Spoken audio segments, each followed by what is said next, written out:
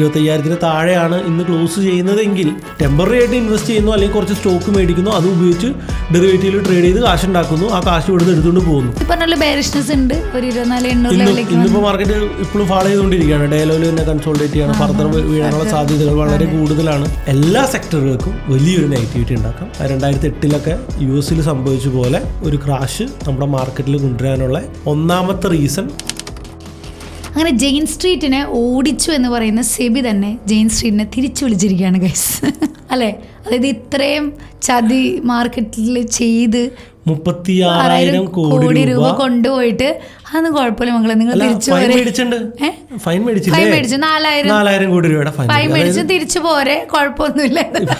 Bank കളവ് നടത്തി 5,000 കോടി രൂപ കട്ടിട്ട്, അല്ലെങ്കിൽ 36,000 കോടി രൂപ കട്ടിട്ട് 4,000 കോടി രൂപ ഫൈൻ അടപ്പിച്ചിട്ട് ബാക്കി കാശ് മക്കൾ എടുത്തോ എന്ന് പറയുന്ന പോലെ പോയി തുടർന്നും ട്രേഡ് ചെയ്തോ എന്നുള്ള ഒരു ഇന്ന് രാവിലെയാണ് സെബി ജെയിൻ സ്ട്രീറ്റിനെ മാർക്കറ്റിലേക്ക് ട്രേഡ് ചെയ്യാനായിട്ട് തിരിച്ചു വിളിച്ചിരിക്കുകയാണ്. ആക്ച്വലി അന്ന് വന്ന സർക്കുലർ ഉണ്ടല്ലോ, ആ സർക്കുലറിലെ ഒരു പോളിസി, ഒരു കണ്ടീഷനായിരുന്നു 4,843 കോടി രൂപ നിക്ഷേപിച്ചു കഴിഞ്ഞാൽ ടെമ്പററി ആയിട്ട് ട്രേഡിംഗ് ബാൻ നിരോധിക്കും എന്നുള്ളതാണ്. അതായത് അവർക്ക് വീണ്ടും ടെമ്പററി ആയിട്ട് ട്രേഡ് ചെയ്യാം എന്നാണ് വ്യവസ്ഥകൾ പാലിച്ചു കഴിഞ്ഞാൽ.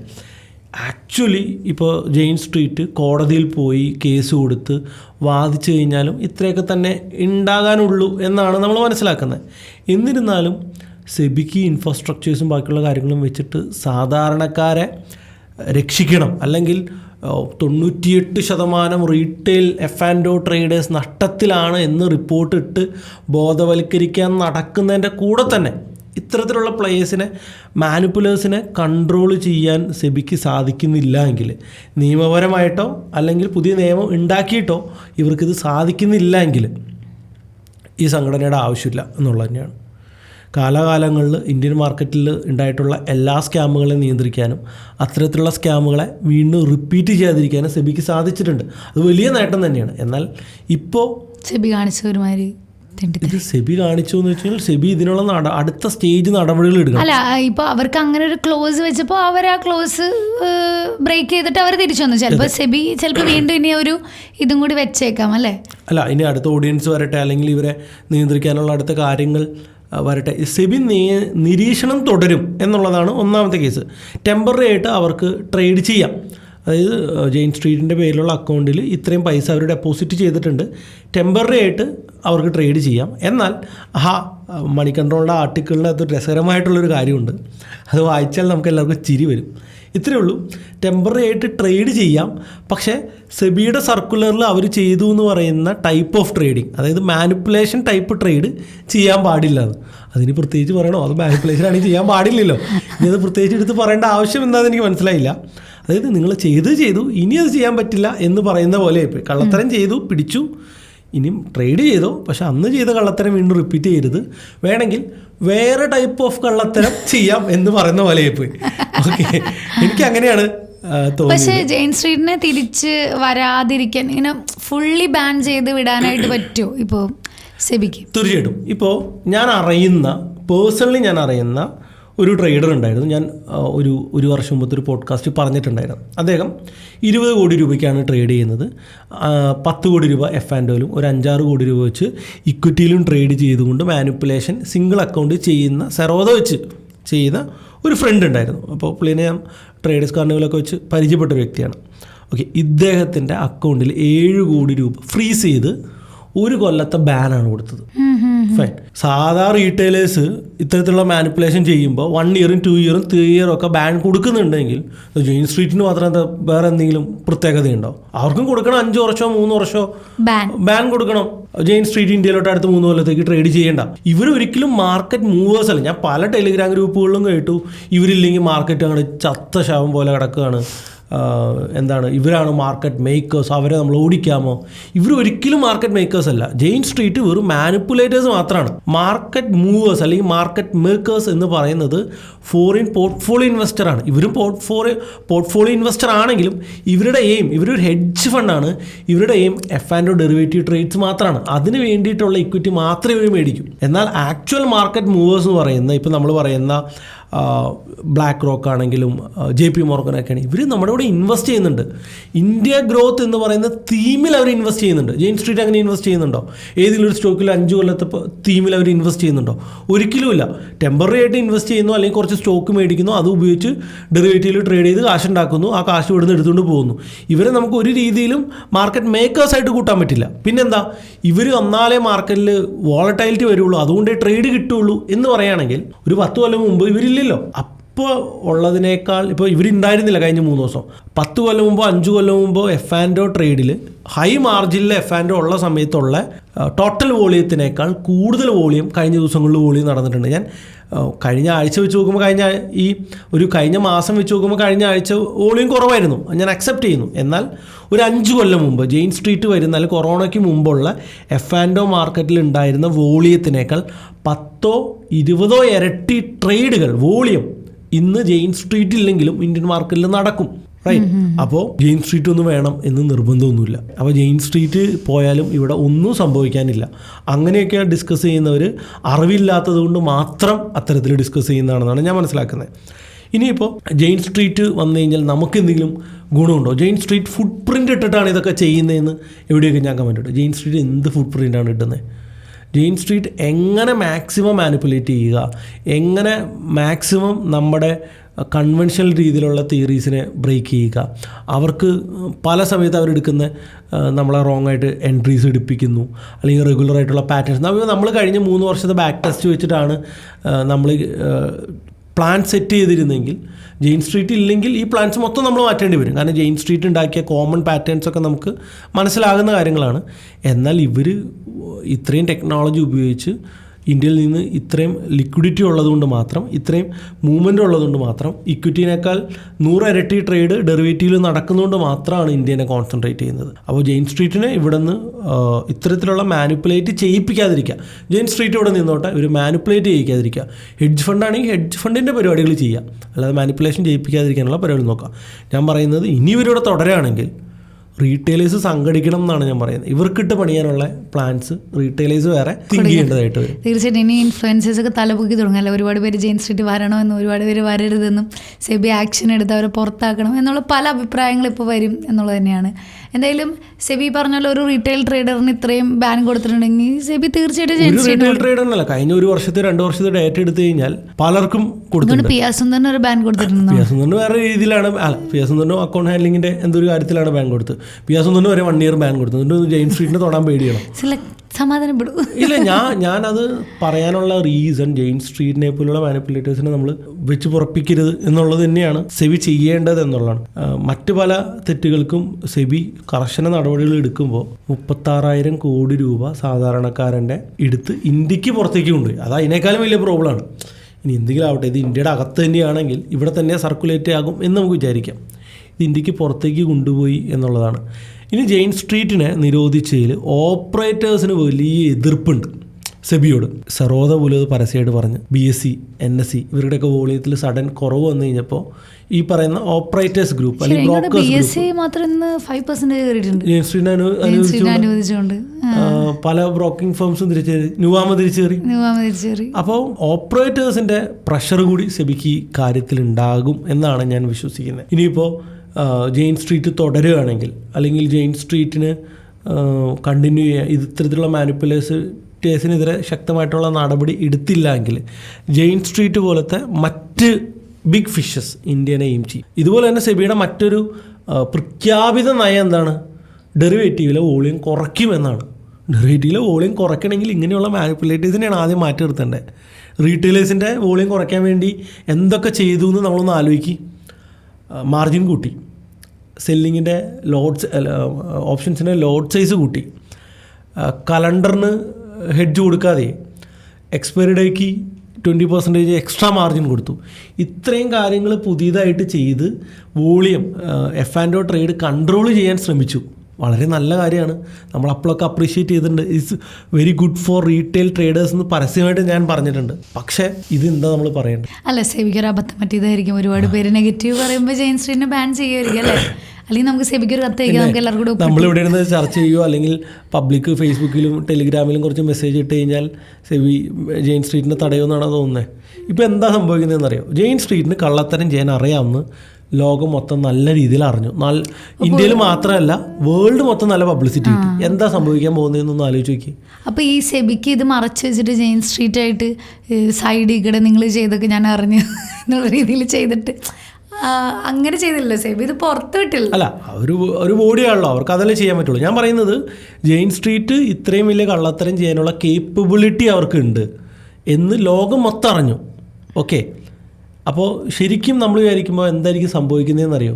ഇത് ഇവർക്ക് കിട്ടിയ വലിയ പബ്ലിസിറ്റിയാണ്.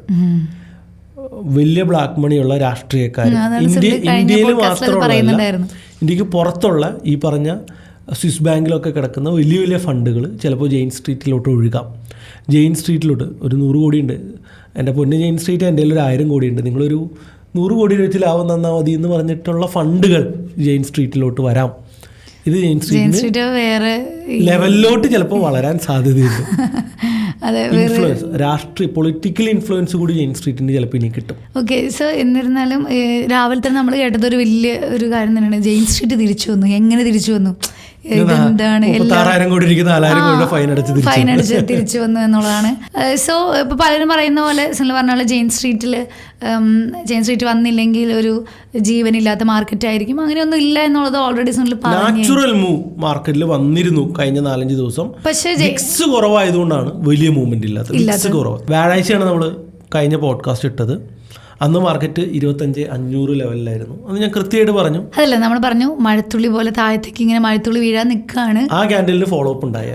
അതെ, ഇപ്പൊ ഇന്ന് നമ്മൾ പോഡ്കാസ്റ്റ് ചെയ്യുമ്പോൾ മാർക്കറ്റ് 25,000-ലാണ്.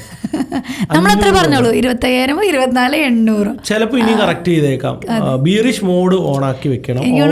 സുനില വ്യാഴാഴ്ച വൈകുന്നേരം പോഡ്കാസ്റ്റ് ഇട്ട് അന്ന് എല്ലാവരും തന്നെ നെഗറ്റീവ് അല്ല, എല്ലാവരും ഭയങ്കര പോസിറ്റീവായിട്ടാണ് കമന്റ് ചെയ്ത്, അല്ല പോസിറ്റീവായിട്ട് അവരെല്ലാവരും ബുള്ളിഷ് ആയിരുന്നു. ഇത് ബുള്ളിഷ് ആകുമ്പോഴാണ് സുനിലെന്ത് മണ്ട എന്ന് ആൾക്കാർ കമന്റ് ഇട്ട്. അപ്പൊ അന്ന് രാവിലെ വളരെ സന്തോഷം, മാർക്കറ്റ് കറക്റ്റ് കാലാവസ്ഥ പ്രവചനം പോലെയാണ്. അതെ, ഇവർ രണ്ടുപേരും തീർച്ചയായിട്ടും മാർക്കറ്റ് വ്യൂ കാലാവസ്ഥ പ്രവചനം പോലെ തന്നെയാണ്. എന്ന് വെച്ചാൽ നമുക്ക് അവൈലബിൾ ആയിട്ടുള്ള ഡാറ്റ വെച്ചിട്ടുള്ള അനാലിസിസ് വെച്ചിട്ട് ഔട്ട്പുട്ട്സ് കണ്ടുപിടിക്കുക. ഇത് ഒരു ഡാറ്റ തെറ്റിപ്പോയി കഴിഞ്ഞാൽ ഫൈനൽ ഔട്ട്പുട്ട് ഭയങ്കരമായിട്ട് മാറിപ്പോകും. കാലാവസ്ഥ പ്രവചനം എങ്ങനെ ജനറേറ്റ് ചെയ്യുന്നത്? കാലാവസ്ഥ പ്രവചനം ഭയങ്കര കറക്റ്റ് ആയിട്ട് ഇപ്പോഴും കാലാവസ്ഥ പ്രവചനം എങ്ങനെ ചെയ്യുന്നത്? മൾട്ടിപ്പിൾ സോഴ്സ് ഓഫ് ഡാറ്റ പഠിച്ചിട്ടാണ് ഒരു ഔട്ട്പുട്ടിലോട്ട് വരുന്നത്. 100% അക്യൂറസിയോടുകൂടി കാലാവസ്ഥ പ്രവചനം ചെയ്യാൻ പറ്റുമെന്ന് വിശ്വസിക്കുന്നതിൽ തെറ്റാണ്. ഇതുപോലെ തന്നെയാണ് സ്റ്റോക്ക് മാർക്കറ്റിലും. ഒരാൾക്കും 100% വ്യൂവിൽ സ്റ്റോക്ക് മാർക്കറ്റ് പ്രവചിക്കാൻ പറ്റില്ല. ഇനി അങ്ങനെ ഒരുത്തം പറയുന്നുണ്ടെങ്കിൽ അവനെ ഓടിച്ചോളൂ, ഒരു പ്രശ്നമില്ല. ഞാൻ എൻ്റെ ഒബ്സർവേഷനാണ് കഴിഞ്ഞ പോഡ്കാസ്റ്റിൽ ഞാൻ പറഞ്ഞത്. വാല്യുവേഷൻ ഭയങ്കര ഹൈ ആണ്. Q1 റിസൾട്ട് മോശമാവാൻ സാധ്യതയുണ്ട്. ട്രംപിൻ്റെ താരിഫ് ഇഷ്യൂസ് വരുന്നുണ്ട്. പ്ലസ് എല്ലാവരും മുകളിലോട്ട് പോകുമെന്ന് വിചാരിച്ചിരിക്കുന്നു. ബീറിഷ് ആകും എന്ന് പറയുമ്പോൾ ആളുകൾ വിശ്വസിക്കുന്നില്ല. എൻ്റെ കഴിഞ്ഞ പോഡ്കാസ്റ്റിൻ്റെ കമൻറ്റ് കണ്ടാൽ മതി. എനിക്ക് മനസ്സിലായി മാർക്കറ്റ് വീഴുന്നുള്ളത്. 2 ദിവസം കൊണ്ട് മാർക്കറ്റ് അല്ല, എനിക്കൊണ്ട് സുനിലിന്റെ വ്യാഴാഴ്ച പോഡ്കാസ്റ്റ് കണ്ടിട്ട് വെള്ളിയാഴ്ച ഓപ്ഷൻസിൽ പുട്ടൊക്കെ ബൈ ചെയ്തവൻ കോടീശ്വരനായിട്ട് നമ്മളതിന്റെ മോർണിംഗ് പറയുകയും ചെയ്തു എവിടെയാ ഇത് കിട്ടിയത്. വിക്സ് കുറവായതുകൊണ്ടാണ്. വിക്സ് എങ്ങാനും മാർക്കറ്റിന് കുറച്ചുകൂടി റേഞ്ച് ഉണ്ടായിരുന്നെങ്കിൽ മാർക്കറ്റ് ഇതിനേക്കാൾ വലിയ ഫാളുകൾ വന്നേനെ. ചിലപ്പോൾ ഗ്രാജുവലി ഇനി ഞാൻ പ്രതീക്ഷിക്കുന്ന 24,400 എന്ന് പറയുന്ന കഴിഞ്ഞ കൺസോൾട്ടേഷൻ റേഞ്ചിന്റെ റേഞ്ചിലോട്ട് ഗ്രാജുവലി മാർക്കറ്റ് വന്ന് കൺസോൾട്ടേറ്റ് ചെയ്യും. ആ ലെവലുകൾ ബ്രേക്ക് ചെയ്യുകയാണെങ്കിൽ ഒരു പക്ഷേ പിന്നെയും മാർക്കറ്റ് ചിലപ്പോൾ താഴത്തോട്ട് വന്നേക്കാം. ബട്ട് അത്രയും ബീറിഷ്നെസ് ഇപ്പോൾ ഞാൻ ഓണാക്കുന്നില്ല. Q1 Q2 റിസൾട്ട്സ്, വാല്യുവേഷൻ, ഇത് രണ്ടും നമുക്ക് ഫേവറബിൾ അല്ല. പ്ലസ് ട്രംപിന്റെ താരിഫ് വരാൻ പോകും. തീർച്ചയായിട്ടും. അപ്പോൾ ഈ ഒരു ബെയറിഷായി മാർക്കറ്റ് ബെയറിഷാണ്. നിങ്ങൾ ബുക്ക് ചെയ്തു എന്ന് പറഞ്ഞപ്പോൾ സുലനോട് പറഞ്ഞു ആരോ ബുക്ക് ചെയ്യുന്നത് എന്താണെന്ന് ചോദിച്ചെന്നുള്ളത്. ആക്ച്വലി നമ്മളിപ്പോൾ ഒരു സ്റ്റോക്ക് ബൈ ചെയ്തു, മാർക്കറ്റ് അല്ലെങ്കിൽ സ്റ്റോക്ക് ലോസിലേക്ക് പോകാൻ ചാൻസ് ഉണ്ട്. നിങ്ങളത് ബുക്ക് ചെയ്തോളൂ എന്ന് പറഞ്ഞു കഴിഞ്ഞാൽ നിങ്ങളത് എക്സിറ്റ് ചെയ്യുക, പൊസിഷൻ എക്സിറ്റ് ചെയ്ത് പ്രോഫിറ്റ് ആണെങ്കിൽ പ്രോഫിറ്റ് ബുക്ക് ചെയ്യുക. പറഞ്ഞത് ഫിനാൻസ് സ്റ്റോക്കിന്റെ കേസിലാണ്. നമ്മൾ പറഞ്ഞ ഫിനാൻസ് അല്ലെങ്കിൽ അന്ന് ട്രംപ് താരിഫിൽ വന്ന ഡൗൺ സൈഡിൽ ബൈ ചെയ്ത സ്റ്റോക്കുകളെല്ലാം ഈ പീക്കിൽ നിങ്ങൾക്ക് വ്യാഴാഴ്ച തന്നെ വിൽക്കാമായിരുന്നു. പ്രോഫിറ്റ് ബുക്ക് ചെയ്യുക അല്ലെങ്കിൽ ലോസ് ബുക്ക് ചെയ്യാന്നാണ് അതിന് പറയുന്നത്. ബുക്ക് ചെയ്യുമ്പോൾ നമ്മൾ വേറെ സ്ക്വയർ ഓഫ് ചെയ്യുക, എക്സിറ്റ് ചെയ്യുക, പ്രോഫിറ്റ് ബുക്ക് ചെയ്യുക എന്നൊക്കെ അങ്ങനെ പറയും. നമ്മൾ നമ്മുടെ ഇങ്ങനെ കുറെ നാളായിട്ട് ബുക്ക് ചെയ്യുക അങ്ങനെ പറയുന്നുള്ളൂ. മനസ്സിലാവാത്തതാണ് റിയലി സോറി. സാധാരണ ഇങ്ങനെ പണ്ടൊക്കെ ഞാനത് പറയാറുണ്ട്. പേഴ്സണൽ മെസ്സേജ് വന്നു പണ്ടൊക്കെ ഞാൻ അങ്ങനത്തെ ടൈംസ് ഒക്കെ പറയാറുണ്ട്. പക്ഷെ പോഡ്കാസ്റ്റ് അതൊക്കെ മനസ്സിലാക്കിയിരിക്കുക. ഇനി മറക്കരുത്, ബുക്ക് ചെയ്യാന്ന് വെച്ചാൽ പ്രോഫിറ്റ് എടുക്കുക എന്നുള്ളത് തന്നെയാണ്. ഓക്കെ, അപ്പൊ എന്തായാലും ജെയിൻ സ്ട്രീറ്റിന്റെ ഈ ഒരു പണി വരുന്നു. ജെയിൻ സ്ട്രീറ്റ് നോക്കിയിരുന്നു ഞങ്ങൾ പണിയും ജെയിൻ സ്ട്രീറ്റ്. അതല്ല, നമ്മൾ സാധാരണ ജെയിൻ സ്ട്രീറ്റ് പോയപ്പോൾ ഇനി സമാധാനമായിട്ട് നമ്മുടെ കാര്യങ്ങളൊക്കെ വർക്ക് ആവുമല്ലോ, അടിപൊളിയായിട്ട് ഇനി ട്രേഡ്സ് എടുക്കാന്നൊക്കെ വിചാരിച്ച് സമാധാനിച്ചിരുന്ന് ആക്ച്വലി ദിവസം ആക്ച്വലി നല്ല ട്രേഡ്സ് കിട്ടി.